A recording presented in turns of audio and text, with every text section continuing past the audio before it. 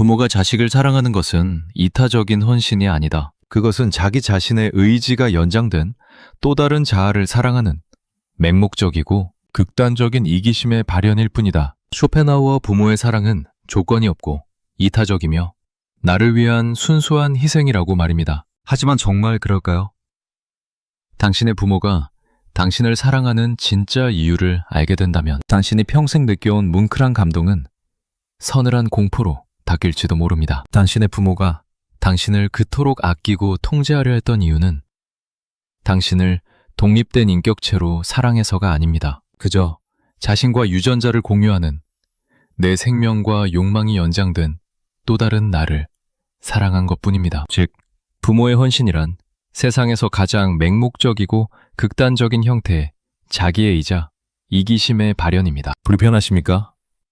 그렇다면 지금 당장 이 영상을 꺼도 좋습니다. 하지만 당신이 평생 짊어지고 온 부채감과 효도라는 이름의 족쇄에서 벗어나 진짜 당신의 삶을 살고 싶다면 이 서늘하고 잔혹한 진실을 끝까지 마주하십시오. 우리는 태어나면서부터 하나의 거대한 거짓말 속에서 자랍니다. 그 거짓말은 이런 겁니다. 부모는 자식을 무조건적으로 사랑한다. 이 한 문장이 우리 인생 전체를 지배합니다. 학교에서도, 텔레비전에서도, 종교에서도, 이웃 어른들의 입에서도 똑같은 말이 쏟아집니다. 부모의 사랑은 거룩하고 조건이 없으며 세상 그 어떤 사랑보다 순수하다고요. 어릴 때부터 귀에 못이 박히도록 들어온 이 말을 우리는 의심조차 해본 적이 없습니다. 마치 공기처럼 당연한 것으로 받아들였습니다. 그런데 잠깐 멈춰서 생각해 보십시오. 정말 그렇습니까? 당신의 부모는 정말 아무런 조건 없이, 아무런 대가 없이 순수하게 당신만을 위해 헌신했습니까? 당신의 부모가 당신에게 쏟아부은 시간과 돈과 에너지는 정말 오직 당신을 위한 것이었습니까? 이 질문 앞에서 대부분의 사람들은 불편해집니다. 왜냐하면 우리는 이미 알고 있기 때문입니다. 마음 깊은 곳에서 말로 표현하지 못했을 뿐 뭔가 이상하다는 것을 느끼고 있었기 때문입니다. 부모님이 나를 사랑한다고 하면서도 왜 나는 늘 숨이 막혔을까? 부모님이 나를 위한다고 하면서도 왜 나는 항상 죄책감에 시달렸을까? 부모님의 품이 따뜻하다고 하면서도 왜 나는 그 품에서 벗어나고 싶었을까? 이 모든 의문의 답은 하나입니다. 부모의 사랑이라 불리는 것의 본질이 우리가 배워온 것과는 전혀 다르기 때문입니다. 자, 그러면 처음부터 이야기를 시작해 봅시다. 인류는 왜 부모의 사랑을 이토록 신성한 것으로 만들어 놓았을까요? 왜 모든 문화, 모든 종교, 모든 사회에서 부모의 사랑만큼은 절대로 의심해서는 안 되는 성역으로 남겨두었을까요? 이유는 간단합니다. 그래야 사회가 유지되기 때문입니다. 인간이라는 종이 살아남으려면 아이를 낳아야 하고, 아이를 낳으면 누군가가 그 아이를 돌봐야 합니다. 그런데 솔직히 말해봅시다. 아이를 키우는 일은 지옥같이 힘든 일입니다. 잠도 못 자고, 돈도 많이 들고, 자기 시간은 완전히 사라지고, 몸은 만신창이가 됩니다. 이런 고통을 아무런 보상 없이 감수할 사람이 과연 얼마나 될까요?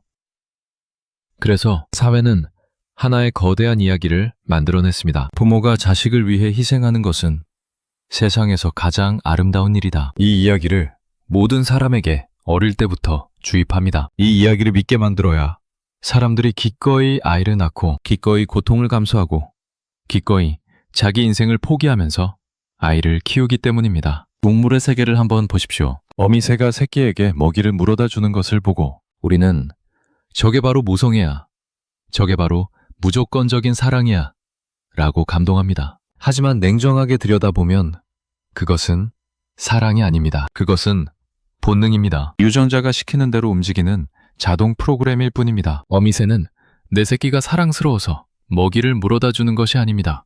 그저 뇌 속에 프로그래밍된 화학 반응이 그렇게 시키기 때문에 그렇게 하는 것입니다. 인간도 마찬가지입니다. 아기가 태어나면 어머니의 뇌에서는 옥시토신이라는 호르몬이 폭발적으로 분비됩니다. 이 호르몬이 어머니로 하여금 아기에게 강한 애착을 느끼게 만듭니다. 아기의 울음소리를 들으면 심장이 쿵쾅거리고 아기의 얼굴을 보면 행복감이 밀려오는 것은 고귀한 사랑이 아니라 화학 반응입니다. 뇌가 만들어낸 환상입니다. 그런데 사회는 이 생물학적 본능을 거룩한 희생이라는 포장지로 감쌌습니다. 본능적인 반응을 숭고한 사랑으로 둔갑시킨 것입니다. 왜? 그래야 사람들이 나도 부모가 되어 저런 숭고한 사랑을 해야지 라고 생각하면서 기꺼이 출산과 양육이라는 무거운 짐을 짊어질 테니까요. 생각해 보십시오. 만약 사회가 솔직하게 말했다면 어떻게 되었을까요? 사실 부모의 사랑이라는 건 호르몬이 시키는 생물학적 본능이고 아이를 키우는 건 끔찍하게 힘든 일이고 아무런 보장도 없습니다. 이렇게 말했다면 아마 아이를 낳겠다는 사람이 지금의 절반도 안 되었을 것입니다. 종의 생존이 위태로워졌을 것입니다. 그래서 이 거짓말은 반드시 필요했습니다. 사회가 돌아가려면, 인간이라는 종이 살아남으려면 부모의 사랑은 거룩하다는 신화가 반드시 있어야 했습니다. 이것은 종교가 신을 만들어낸 것과 똑같은 원리입니다. 사람들을 통제하고 사회를 유지하기 위해 만들어진 이데올로기입니다. 그리고 이 신화를 더욱 견고하게 만든 것이 바로 효도라는 개념입니다. 특히 우리가 사는 동아시아 문화권에서 효도는 거의 종교적인 수준으로 신성시됩니다. 부모에게 효도하는 것이 인간의 가장 기본적인 도리다. 이 한마디가 수천 년 동안 자식들의 목을 조여왔습니다. 효도라는 것이 정말 자식이 부모에게 자발적으로 느끼는 감사의 표현이라면 왜 그것을 의무라고 가르쳐야 할까요? 왜 효도해라, 효도해라 하고 끊임없이 주입해야 할까요? 진짜 감사한 마음이 있다면 가르치지 않아도 자연스럽게 우러나올 텐데 왜 그것을 법으로 만들고 교훈으로 만들고 도덕률로 만들어서 강제해야 했을까요?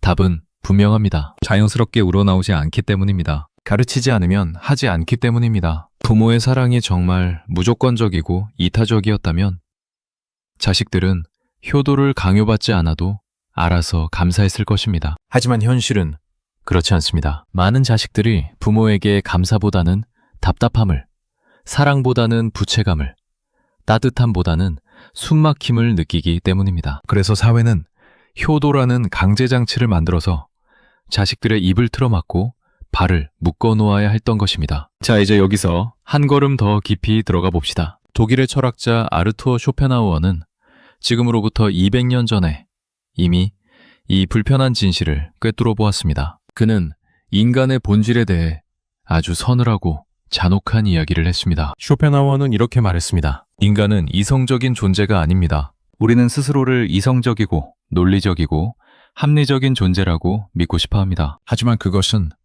착각입니다. 인간의 근본에는 의지라는 것이 있습니다. 쇼펜하우어가 말하는 의지란 쉽게 말하면 이런 것입니다. 살고 싶다, 먹고 싶다, 번식하고 싶다, 내 존재를 이어가고 싶다. 이런 원초적이고 맹목적인 충동입니다. 이 의지는 이성보다 먼저 존재합니다. 생각보다 먼저 존재합니다. 우리가 나는 왜 이런 선택을 했을까?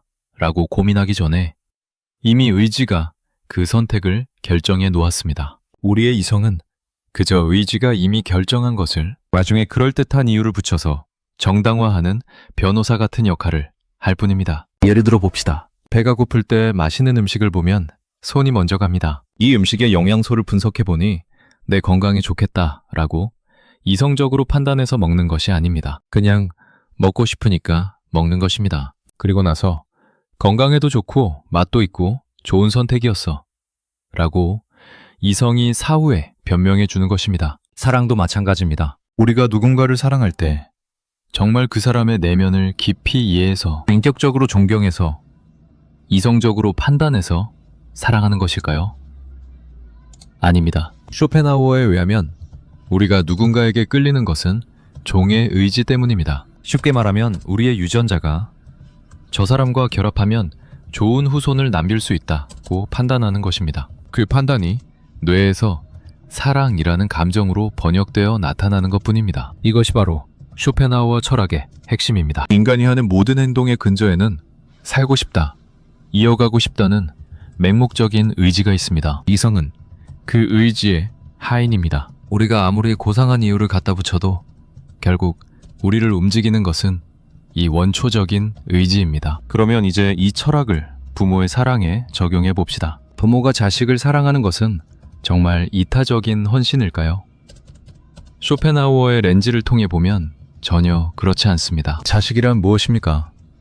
생물학적으로 말하면 자식은 부모의 유전자가 물리적으로 복제된 존재입니다. 부모의 DNA 절반이 자식에게 그대로 들어가 있습니다. 자식은 부모와 완전히 분리된 별개의 존재가 아닙니다. 자식은 부모의 생명이 연장된, 부모의 존재가 확장된 또 다른 형태의 부모 자신입니다. 쇼펜하우어식으로 말하면 자식은 부모의 의지가 죽음을 넘어서 계속 살아남기 위해 만들어낸 생물학적 아바타입니다. 부모는 언젠가 죽습니다. 하지만 자식이 있으면 부모의 유전자는 죽지 않습니다. 부모의 의지는 자식이라는 그릇을 통해 계속 존재합니다. 손자, 증손자, 그 너머까지 끝없이 이어집니다. 이것을 이해하면 부모의 사랑이라는 것의 본질이 드러납니다. 부모가 자식을 아끼는 것은 이 아이가 독립된 인격체로서 소중하니까가 아닙니다. 이 아이 안에 내 유전자가, 내 생명이,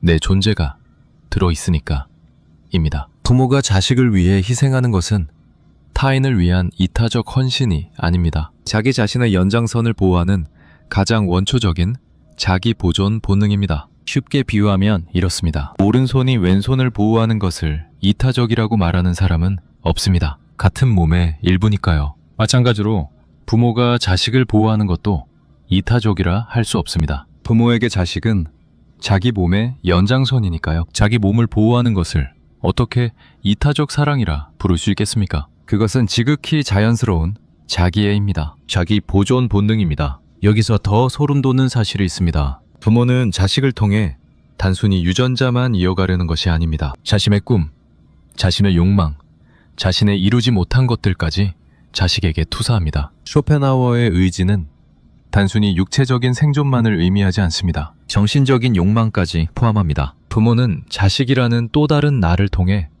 자기가 이루지 못한 모든 것을 이루고 싶어 합니다. 나는 대학을 못 갔으니 너라도 좋은 대학에 가거라. 이 말을 분석해 보십시오. 이것은 자식을 위한 말이 아닙니다. 부모 자신이 이루지 못한 욕망을 자식이라는 아바타를 통해 대리 충족하려는 욕구의 표현입니다. 너를 위해서라는 포장지를 벗기면 그 안에는 내가 못 이룬 걸 네가 이뤄줘 라는 자기중심적 욕망이 노골적으로 드러납니다. 나는 가난하게 살았으니 너는 돈 많이 벌어라. 나는 사회적으로 인정받지 못했으니 너는 출세해라. 나는 행복하지 못했으니 너는 행복해라. 이 모든 말들이 겉으로는 자식을 위하는 것처럼 들리지만 그 본질은 하나입니다. 부모 자신의 미충족 욕구를 자식에게 떠넘기는 것입니다. 자식을 독립된 존재로 사랑하는 것이 아니라 자기 욕망을 이뤄줄 도구로 사용하는 것입니다. 이것이 바로 쇼펜하우어가 말한 의지의 맹목성입니다. 의지는 맹목적입니다.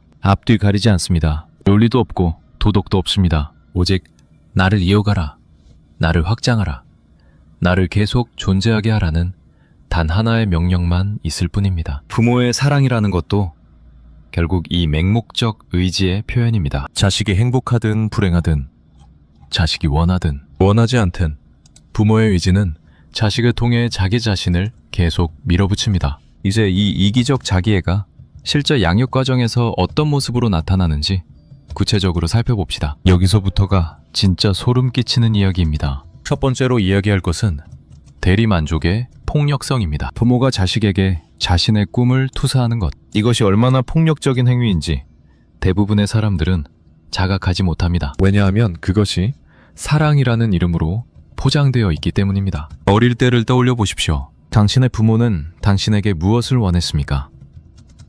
공부를 잘하기를 원했습니까? 좋은 대학에 가기를 원했습니까? 안정적인 직장을 갖기를 원했습니까? 그 모든 요구들이 정말 당신을 위한 것이었습니까? 냉정하게 생각해 보십시오. 당신이 공부를 잘하면 누가 기뻐했습니까? 당신입니까? 부모입니까? 당신이 좋은 대학에 합격하면 누가 자랑스러워했습니까? 당신입니까? 부모입니까? 당신이 안정적인 직장에 취직하면 누가 안심했습니까? 당신입니까? 부모입니까? 대부분의 경우 기뻐하고 자랑스러워하고 안심한 것은 부모입니다. 정작 당신은 그 과정에서 무엇을 느꼈습니까? 스트레스, 압박감, 불안, 자신이 원하는 것을 포기해야 하는 서러움, 이런 것들을 느끼지 않았습니까? 부모는 당신이 성공하면 주변 사람들에게 자랑합니다. 우리 아들이 어느 대학에 갔다.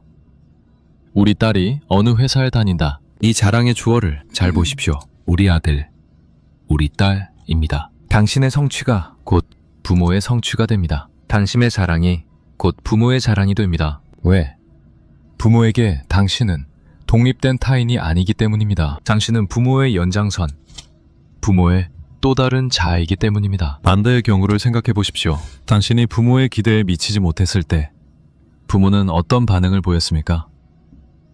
실망, 분노, 한숨, 비난. 내가 너를 어떻게 키웠는데 겨우 이것밖에 못하느냐? 이 반응을 잘 들여다보면 그것은 자식의 실패에 대한 안타까움이 아닙니다. 그것은 내 투자가 실패했다는 분노입니다. 내가 나의 시간, 나의 돈, 나의 에너지를 쏟아부었는데 원하는 결과가 나오지 않았다는 실망감입니다. 만약 부모의 사랑이 정말 무조건적이라면 자식이 공부를 못하든 좋은 대학에 가지 못하든 안정적인 직장을 갖지 못하든 상관없어야 합니다. 네가 행복하면 그것으로 충분하다고 진심으로 말할 수 있어야 합니다. 하지만 현실에서 그런 부모가 얼마나 됩니까? 대부분의 부모는 자식이 자기 기대에 미치지 못하면 화를 내고 실망하고 자식에게 죄책감을 심어줍니다. 이것은 사랑이 아닙니다. 투자자가 투자 수익에 실망하는 것과 똑같은 반응입니다. 부모는 자식에게 자기 인생을 투자한 투자자입니다. 그리고 투자에 대한 수익을 원합니다. 그 수익이란 자식의 성공을 통한 대리만족, 자식의 출세를 통한 사회적 체면, 자식의 효도를 통한 노후 보장입니다. 두 번째로 이야기할 것은 효도라는 이름의 청구서입니다. 이것은 앞서 말한 대리만족과 밀접하게 연결되어 있습니다. 부모는 자식에게 투자를 합니다. 시간, 돈, 에너지를 쏟아붓습니다. 그리고 그 투자에 대한 대가를 요구합니다. 그 대가가 바로 효도입니다. 내가 너를 어떻게 키웠는데? 이 한마디가 모든 것을 말해줍니다. 이 말을 번역하면 이렇습니다. 내가 너에게 이만큼 투자했으니 너도 나에게 이만큼 돌려줘야 한다. 이것은 사랑의 언어가 아닙니다. 채권자의 언어입니다. 돈을 빌려준 사람이 빌린 사람에게 내가 너에게 이만큼 빌려줬는데 라고 말하는 것과 본질적으로 똑같습니다. 진짜 무조건적인 사랑이라면 대가를 요구하지 않습니다. 진짜 이타적인 헌신이라면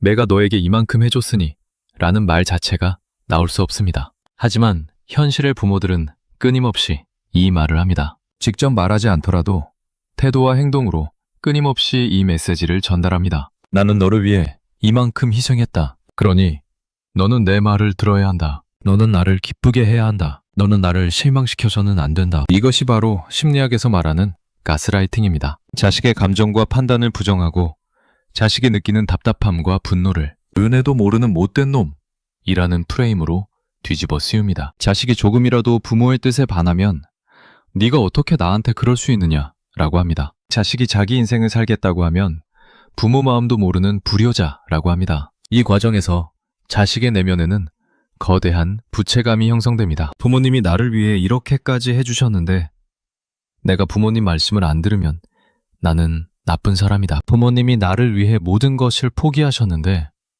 내가 내 뜻대로 살면 나는 은혜를 모르는 놈이다. 이 부채감은 자식의 영혼을 잠식합니다. 자식은 자기가 원하는 것을 원하면 죄책감을 느낍니다. 자기 감정을 느끼면 미안해합니다. 자기 인생을 살면 불효자가 되는 것 같습니다. 이것은 사랑이 아닙니다. 이것은 통제입니다. 감정을 담보로 한 지배입니다. 부모가 자식에게 심어주는 부채감은 자식이 영원히 부모의 통제 아래에 머물게 만드는 심리적 족쇄입니다. 그리고 이 족쇄의 이름이 바로 효도입니다. 세 번째로 이야기할 것은 내가 너를 어떻게 키웠는데?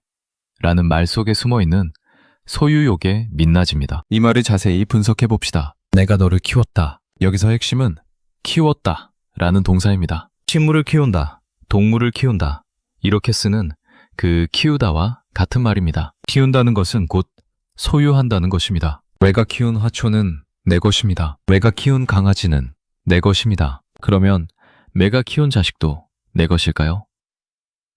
많은 부모들이 무의식적으로 그렇게 생각합니다. 내가 너를 낳고 먹이고 입히고 재우고 교육시켰으니 너는 나의 소유다. 물론 이렇게 노골적으로 말하는 부모는 거의 없습니다. 하지만 행동을 보면 알 수 있습니다. 자식의 진로를 부모가 결정하려 합니다. 자식의 연애를 부모가 관여하려 합니다. 자식의 결혼을 부모가 통제하려 합니다. 자식의 인생 전반에 걸쳐 부모가 개입하고 간섭하려 합니다. 왜 그럴까요? 자식이 독립된 인격체라면 자식의 선택을 존중해야 합니다. 하지만 자식이 나의 연장선, 나의 또 다른 자아라면 이야기가 다릅니다. 내가 나 자신을 통제하듯 내 연장선인 자식도 당연히 통제할 수 있다고 느끼는 것입니다. 이것이 부모의 간섭의 본질입니다. 타인에 대한 배려의 부재가 아니라 애초에 자식을 타인으로 인식하지 않는 것입니다. 자식은 내 것, 내 일부, 내 소유물이라는 무의식적 확신이 모든 간섭과 통제의 뿌리입니다. 여기까지 읽으신 분들 중에는 마음이 많이 불편하신 분이 계실 것입니다. 그래도 우리 부모님은 아니야.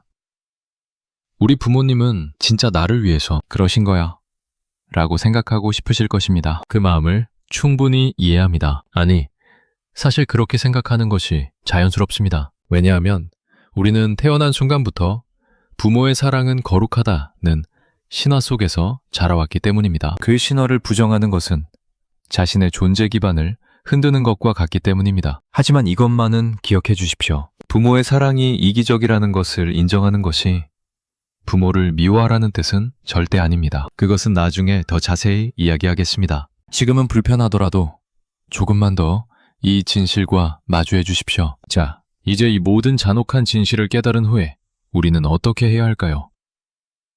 부모의 사랑이 이타적이지 않다는 것을 알게 된 후 자식의 마음속에서는 굉장히 복잡한 감정의 폭풍이 일어납니다. 첫 번째로 찾아오는 것은 서글픔입니다. 그러면 나는 한 번도 진짜 사랑을 받은 적이 없는 건가? 이 생각이 가슴을 찌릅니다. 평생 믿어왔던 것이 환상이었다는 것을 깨달을 때 그 허탈감은 말로 표현할 수 없습니다. 마치 산타크로스가 없다는 것을 알게 된 아이의 실망감과 비슷하지만 그보다 1000배는 더 깊고 아픈 실망입니다. 두 번째로 찾아오는 것은 분노입니다. 왜 나한테 이런 짓을 한 거야? 왜 사랑이라는 이름으로 나를 통제하고 조종했어?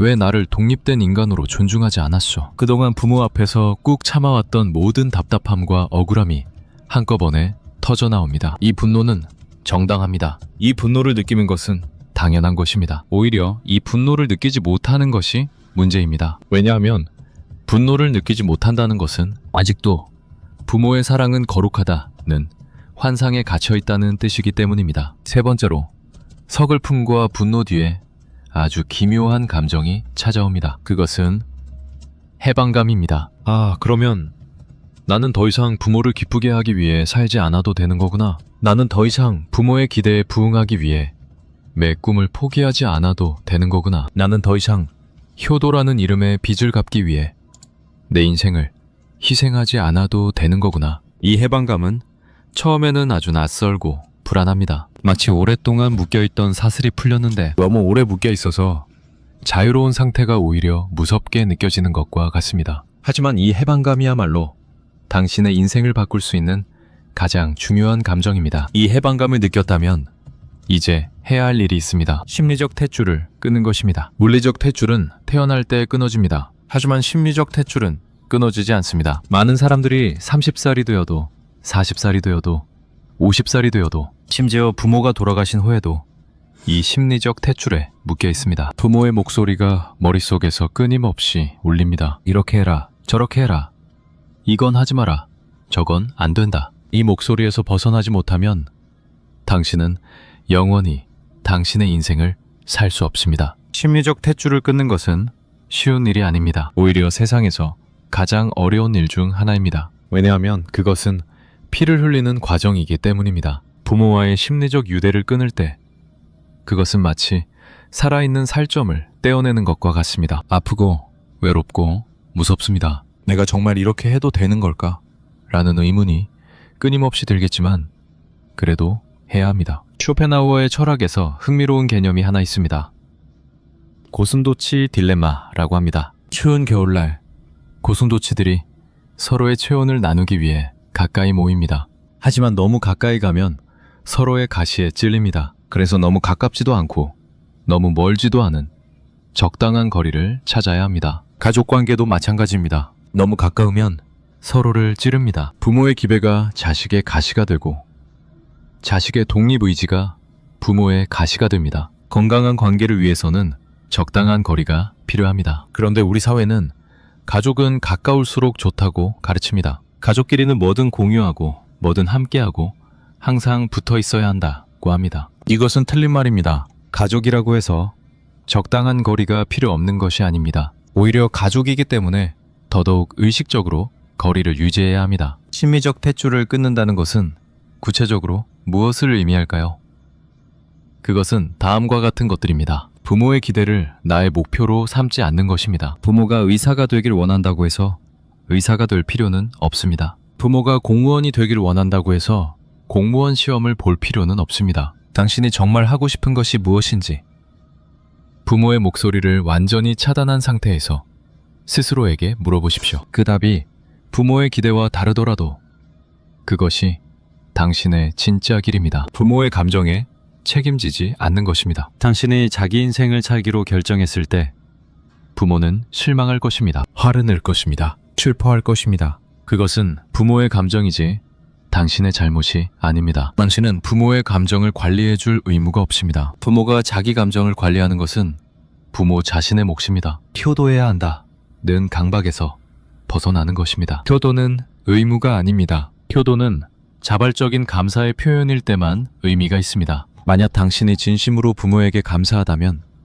자연스럽게 감사를 표현하면 됩니다. 하지만 효도해야 하니까 라는 의무감으로 하는 것은 효도가 아니라 빚갚기입니다. 그리고 당신은 부모에게 빚진 것이 없습니다. 부모가 당신을 키운 것은 부모의 선택이었습니다. 당신이 부탁한 적이 없습니다. 부모의 인정을 구하지 않는 것입니다. 이것이 가장 어렵습니다. 우리는 태어난 순간부터 부모의 인정을 갈구합니다. 부모가 웃으면 안심하고 부모가 화를 내면 불안합니다. 이 패턴이 어른이 된 후에도 계속됩니다. 30살, 40살이 되어도 부모에게 인정받고 싶어 합니다. 부모가 잘했다고 해주길 기다립니다. 이 인정 욕구를 포기해야 합니다. 부모에게 인정받지 못해도 괜찮다는 것을 받아들여야 합니다. 당신의 가치는 부모의 평가에 의해 결정되는 것이 아닙니다. 당신은 부모의 칭찬이 없어도 충분히 가치 있는 존재입니다. 이것을 진심으로 받아들이는 순간 당신은 비로소 자유로워집니다. 물론 이 과정은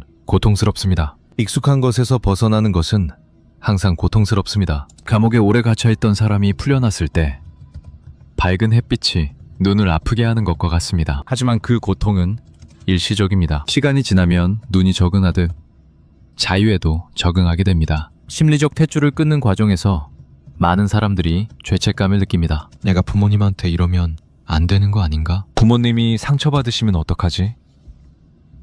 이 죄책감은 자연스러운 것입니다. 하지만 이 죄책감의 출처를 잘 살펴보십시오. 그것은 진짜 당신의 양심에서 오는 것입니까? 아니면 효도해야 한다, 부모에게 잘해야 한다는 주입된 관념에서 오는 것입니까? 대부분의 경우 그 죄책감은 주입된 것입니다. 어릴 때부터 부모 말 안 들으면 나쁜 아이라는 말을 들어왔기 때문에 부모의 뜻에 반하는 것이 곧 나쁜 짓이라고 느끼는 것입니다. 하지만 그것은 사실이 아닙니다. 자기 인생을 사는 것은 나쁜 짓이 아닙니다. 부모의 기대를 충족시키지 못하는 것은 불효가 아닙니다. 자기 자신을 위해 사는 것은 이기적인 것이 아닙니다. 이 과정을 거치고 나면 마지막 단계에 도달합니다. 그것은 차가운 평화입니다. 뜨거운 감동도 아니고 얼음장 같은 증오도 아닌 서늘하지만 건강한 평화입니다. 이 단계에서 당신은 부모를 새로운 눈으로 바라보게 됩니다. 부모는 더 이상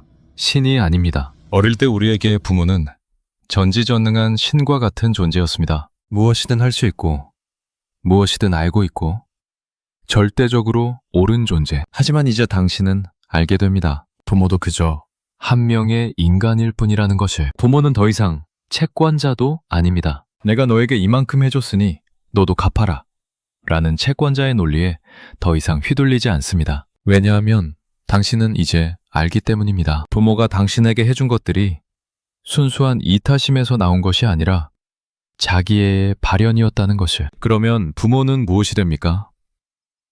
그냥 한 명의 불완전한 인간입니다. 자기 나름대로 최선을 다했지만 자신의 한계와 이기심을 넘어서지 못한 결함 있는 한 명의 인간. 당신과 유전자를 공유하고 있지만 당신과는 다른 별개의 인간. 그 사람에게는 그 사람의 한계가 있었고 그 한계 안에서 나름대로 최선을 다했을 뿐입니다. 이렇게 부모를 바라보면 아주 기묘한 일이 일어납니다. 분노가 사라집니다. 서글픔이 사라집니다. 대신 담담한 수용이 찾아옵니다. 아, 우리 부모님도 그저 한 명의 인간이었구나. 완벽하지 않은, 이기적인 부분도 있는 그냥 보통의 인간이었구나. 이 깨달음은 역설적으로 부모와의 관계를 더 건강하게 만듭니다. 왜냐하면 이제 비현실적인 기대가 사라지기 때문입니다. 부모에게 무조건적인 사랑을 기대하지 않습니다. 부모에게 완벽한 이해를 기대하지 않습니다. 부모가 나의 모든 것을 수용해 줄 거라는 환상을 버립니다.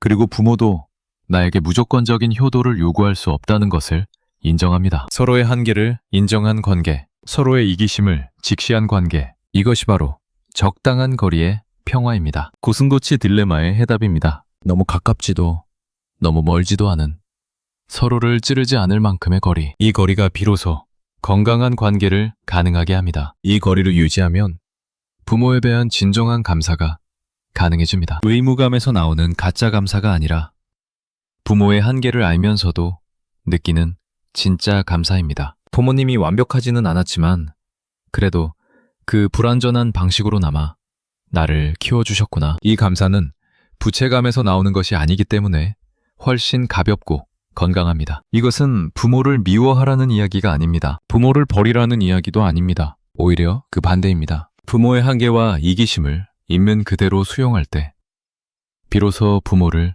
진짜로 이해할 수 있게 됩니다. 부모도 자신의 부모에게 같은 것을 당했습니다. 부모의 부모도 그 윗세대에게 같은 것을 당했습니다. 이기적 자기애의 대물림은 인류의 역사만큼이나 오래된 것입니다. 당신의 부모만 특별히 나쁜 것이 아닙니다. 모든 부모가 정도의 차이는 있지만 본질적으로 같습니다. 이것을 이해하면 연민이 생깁니다. 분노가 아니라 연민입니다. 아, 우리 부모님도 자기 부모님에게 같은 것을 당하셨구나. 그리고 그것을 극복하지 못한 채 나에게 그대로 전해주셨구나. 이 연민은 분노보다 훨씬 건강한 감정입니다. 그리고 이 연민이야말로 부모와의 관계를 재건할 수 있는 유일한 토대입니다. 하지만 여기서 한 가지 분명히 해야 할 것이 있습니다. 부모를 이해하고 연민을 느끼는 것과 부모의 통제에 계속 복종하는 것은 전혀 다른 것입니다. 부모의 한계를 이해한다고 해서 그 한계의 희생양이 되어야 하는 것은